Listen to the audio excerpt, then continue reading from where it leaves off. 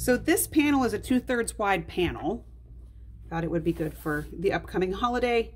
There are 4 11-inch patches on this, and then there's also this one in the middle that's about 24 inches wide by about 14 inches tall. You could also use this one to make a hanging. You could hang it like a flag this side. These are all going to fit. But for the sake of this demo, we're going to take these 2 blocks. I'm going to show you a couple of tricks here. The first thing I'm going to show you is how to work with panels. So panels are printed on fabric, and fabric is fluid, and so sometimes the panels don't quite line up the way that you want them to when you want to measure things to be a specific size. So what I do when I work with a panel is I let the panel tell me where it's going to be cut, right? Don't try to measure from this end to this end and cut the panel straight. It's probably not going to work. Instead, what I'm going to do is I'm going to let the panel be the straight edge for me, and I'm going to cut based on what's printed on the fabric, not based on my measurements. So this block is 11 1/4. I want to have a little bit of a border around it, so I'm going to use my long ruler, and here's my 1/4 inch. I measured this beforehand, and I have almost a 1/2 inch seam allowance, but not quite. So what I'm going to do with this is I'm going to split the difference. So on my ruler, here's my 1/4 inch line. I'm going to slide my ruler up to be the 3/8 inch matched up with the edge of my print on my panel. All right, and I'm only going to cut the top first. I'm not going to worry about the sides yet.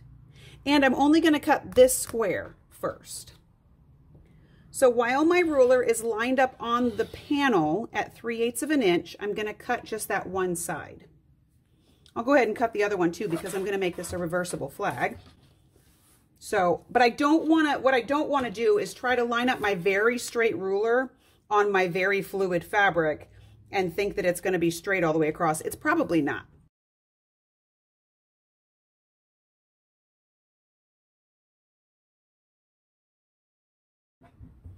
Then we're going to do the same thing on the sides. Now, since I've got this big old panel and I know that I'm not going to do anything with this other end, I'm just going to flip it over and I'm going to do the same thing on the bottom that I just did. So I'm going to line up my 3/8 of an inch of my ruler on just the one block. I'm only lining up this block because if I come over here, it's pretty straight, but it's not exact. Then I'm going to slide my ruler over and I'm going to line up my 3/8 of an inch on this block. Now I can save this for either another project, I can make more flags, I can do whatever I'm going to do with this, but that we'll do something with that later.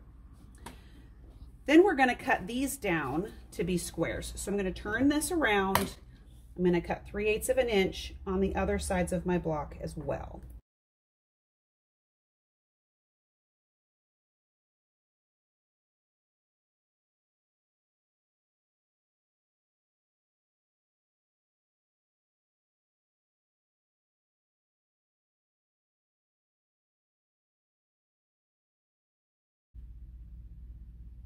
You'll notice I'm using my 24-inch ruler because I want the ruler to go all the way off the fabric. Now, if I want to get really weird about it, and this is where people get weird with their panel projects.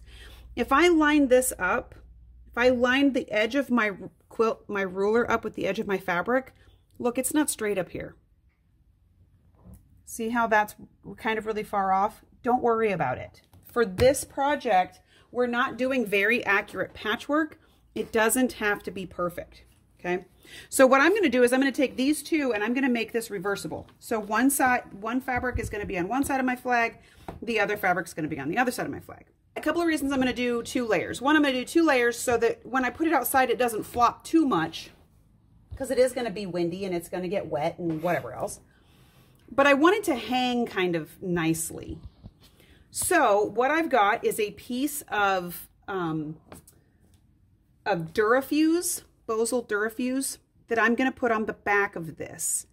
Now I did cut it just the size of the print, so that I don't have to sew through all the layers. You do what you like. You can cut it to be the whole size of the piece. It doesn't really matter.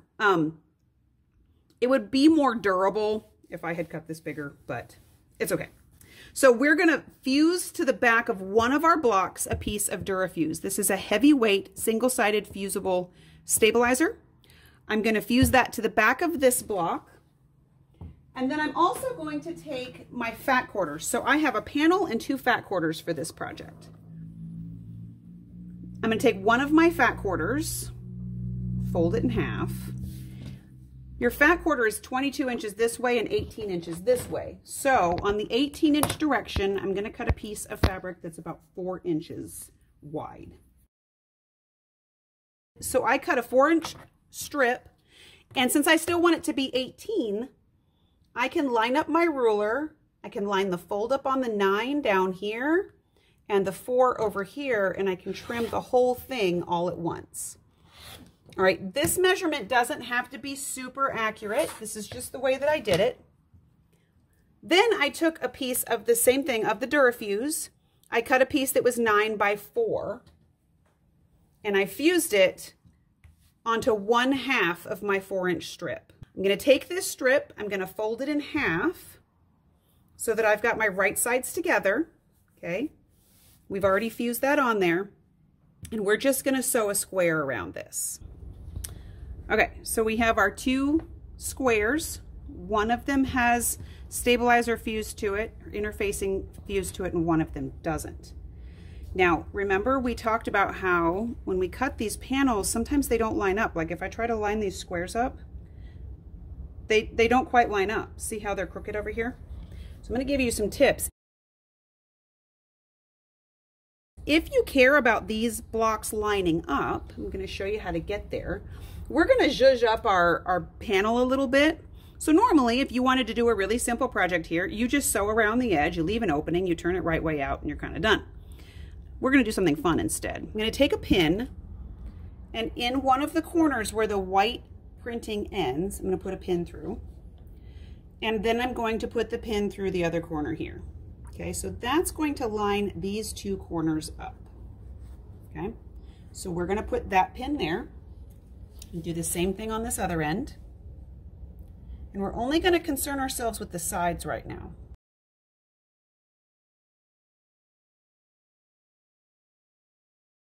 So now the sides of our fabric lines up perfectly straight. Okay, I'm going to sew a 1/4 inch seam allowance down this side, and I'm going to pin this side, and I'm going to do the exact same thing. I'm only going to sew the sides right now, and the reason that I'm only going to sew the sides is because I want this to stay where I put it while I do the embellishing. Next thing I'm going to do is I made the tab holders. So remember, I put the Fusible on one side, the fabric on the other side. I put them pretty sides together, and I sewed around all 3 sides. Then I folded this in half so I could find the middle. You can do this with a rotary cutter, but I'm just going to cut it with my scissors down the fold. Okay. So now I have 2 tabs. These are going to be tucked up under the fabric, so you don't really have to worry about the extra bits of bulk over here. But I am going to turn these right way out. And I used the stabilizer or the interfacing because then these are going to be a little bit more stable, because we're going to put them outside, so we want them to last a while, right? I do my tubes like this because I hate trying to get the ends to lay flat. Again, these are going to be sewn up underneath. They don't have to be perfect, but this way I don't have to try to fold my seam allowances down the sides of these hangers. They're just already done. Okay, so even though I'm not going to see this anymore, this part under here, you'll see that in a second, I want my sides to be nice and straight because we are going to see those. So I'm going to use my handy dandy perfection turning tool. I'm going to poke my corners out, and then I'm going to run that ballpoint end down this seam. Since I have interfacing in there, I don't even have to iron this if I don't want to, because the interfacing is going to make this really nice and crisp. Okay, so we're going to do that with both of these. These are going to be our hanging tabs.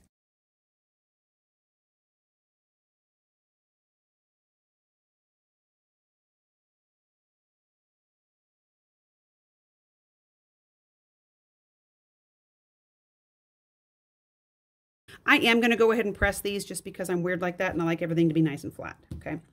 So our homework is, in this step, make these tabs, sew these sides. Okay, so I'm going to go do that. So here's the fat quarter that we cut the end off of, right? So this is about 17 inches of still usable fabric. If ripping fabric makes you itchy, you can do this with a rotary cutter if you choose to. I personally like the effect that the ripping gives it. So I'm going to take my selvage end off. I'm just going to nip into this part and I'm going to rip the selvage off and throw that away. Then I did mine about every 2 inches or so. So I'll lay this on my cutting mat.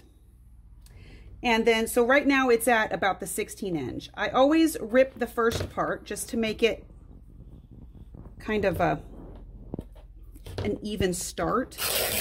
We're going to start with the first end, just ripping off a tiny bit. Just rip off the smallest amount you can get to. Then I'm going to line this up, and every 2 inches, so if I start at 16, I'm going to cut it at 18, 20, 22, 24, 26, 28, 30, 32, okay? And then we're just going to rip these.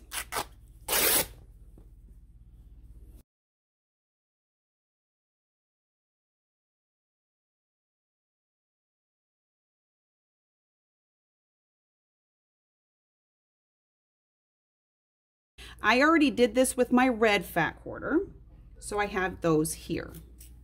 Okay, so what I have is a whole bunch of sort of ripped up bits. So it's going to give it that shabby chic look. So I've got my piece that's been sewn together on the sides. I do the sides first because then it just gives me less things to try to figure out. So the first thing I want to do is I want to take my 2 tabs that I made, fold them in half. You can press them if you want to. I like to press them because then I can kind of keep them under control.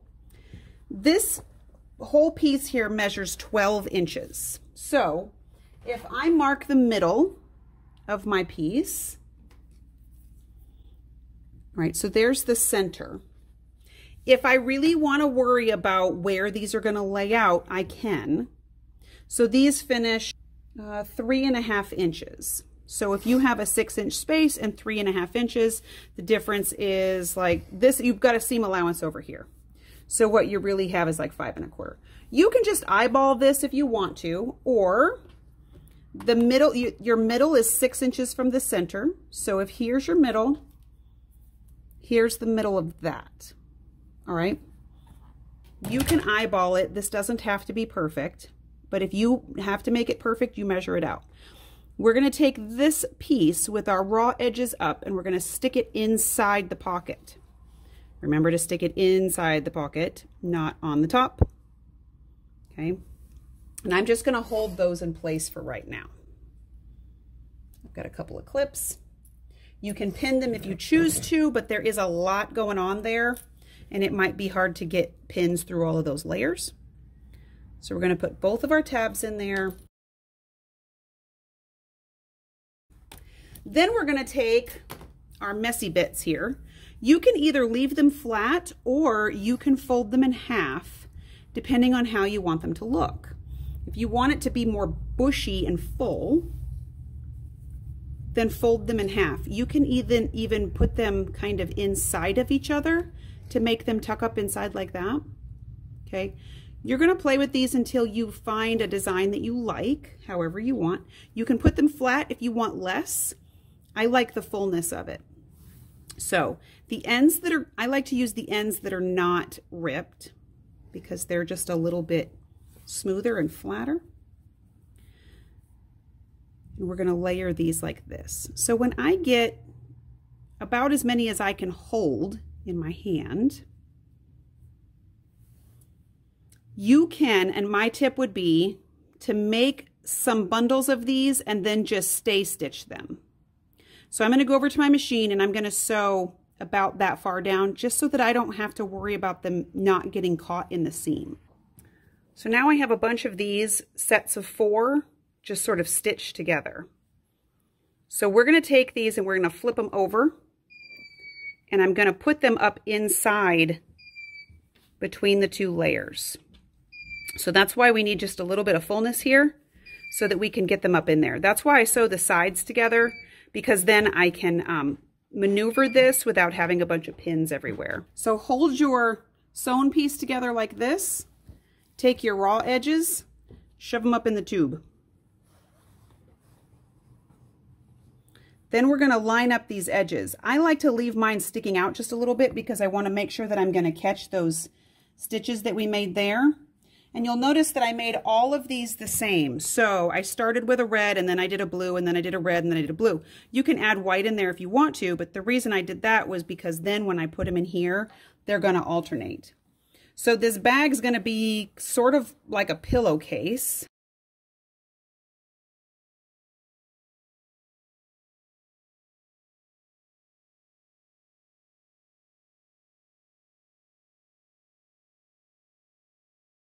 Pull these out so that you got the bushy ends sticking out like this. Okay.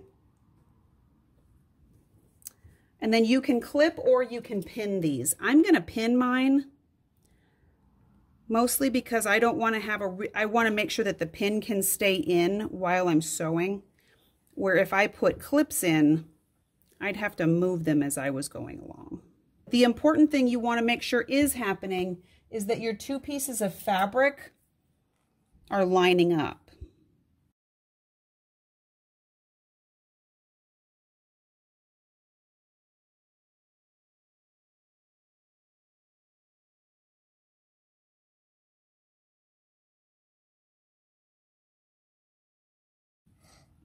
This would be a good time to use your walking foot if you have one, because it is kind of fluffy.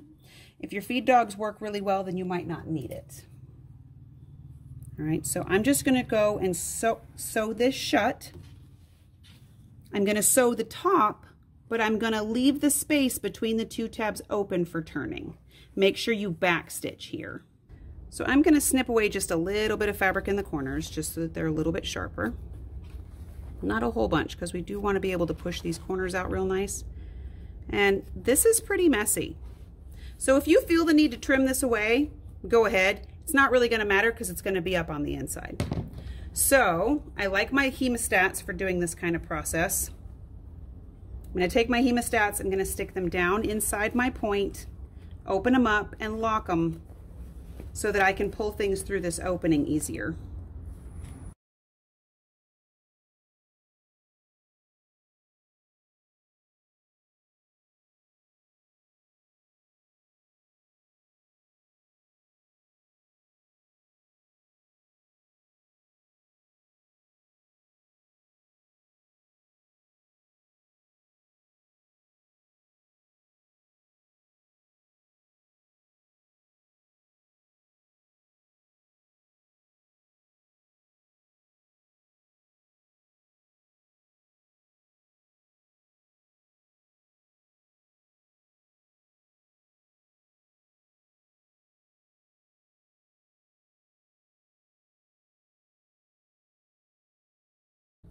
And it's kind of funny because when it gets to the end, it just kind of goes pop and it all comes out. So what you've got is this really cool sort of windsock with all these long taily strings to them. Now, the last little bit of finishing that we need to do is we're going to take our point turner and we're going to poke out those corners really nice and sharp. And then we're going to take the tube turner and we're going to run it up that seam, because it just sort of pushes everything out really flat. Do that on all of the corners and then we're going to press it. So now we're at our iron. You'll see that there's all these little threads hanging down here. If that makes you crazy, you can pull them off. Personally, I leave them there because I think it adds to the sort of boho feel to it, but that's up to you. Again, if this is going to make you crazy, you can cut your strips instead of ripping them. But they're going to fray when they're out in the wind anyway. So you might as well just encourage it. So now I've got everything laid out pretty flat, and then I'm going to press this. First, I'm going to press it to get my sides straight. Then I'm going to steam it. So this Durafuse that we put in this project really likes steam. So when you steam it, it's going to lay really nice and flat. And then when we get up to the top here, we're going to turn this under so that we can top stitch it.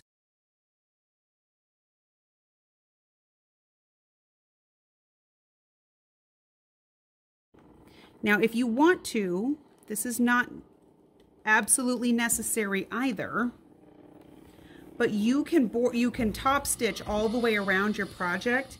If you feel like your whatever we want to call these, your tails need to be top stitched again, you can top stitch along the bottom. So for now, you can either whip stitch this shut, or what I'm going to do is I'm going to go to my machine and I'm going to top stitch all the way along the top of my project, and then we're going to hang it. So now we're home. We've got our flag. I went to Lowe's and I got this really great little, it's a 12-inch wide flag holder. I think it was like $8. It sticks right in the ground and you stomp on it. And then the reason that I made these high like this was because these just slide right on like this.